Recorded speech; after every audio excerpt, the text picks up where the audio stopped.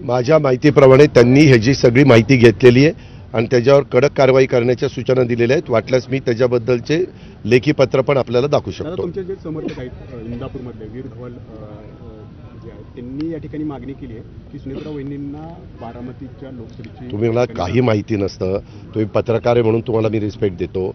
वीर धवल जगदाळे हे दौंड तालुक्यातले आहेत, त्यांचे आईवडील दोघंही माजी आमदार होते आणि इंदापूर तालुक्यात त्याचा काडीचा संबंध नाही, त्याच्यावर ते दौंड तालुक्यातले आहेत। कुणी काय मागणी करावी हा ज्याचा त्याचा अधिकार आहे, शेवटी पक्ष त्याच्याबद्दल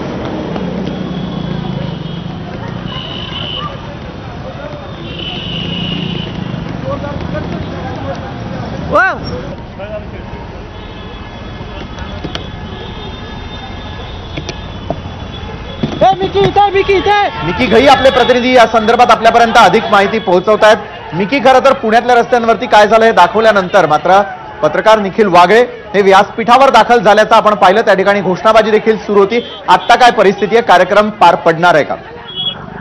विशाल, जर आपण बघितलं तर निखिल वाघेंच्या गाडीवर जे हल्ला झाला त्याच्यानंतर आता पोलीस बंदोबस्तमध्ये अक्षरशः संपूर्ण रस्ते मोकळे करत त्यांना कार्यक्रमाच्या स्थळी घेऊन गेलेले आहेत। कारण निखिल वागळे हे ठाम होते की मला कार्यक्रमाच्या ठिकाणी पोहोचायचंच आहे आणि मी कार्यक्रमाला जाणार आहे, जरी माझ्यावर गुन्हा दाखल झाला तरी चालेल। आता ते कार्यक्रमाच्या स्थळी पोहोचलेले आहेत। प्रचंड अशी गर्दी आहे, बाहेर भाजपचे कार्यकर्ते पुन्हा एकदा जमायला सुरुवात देखील झालेली आहे।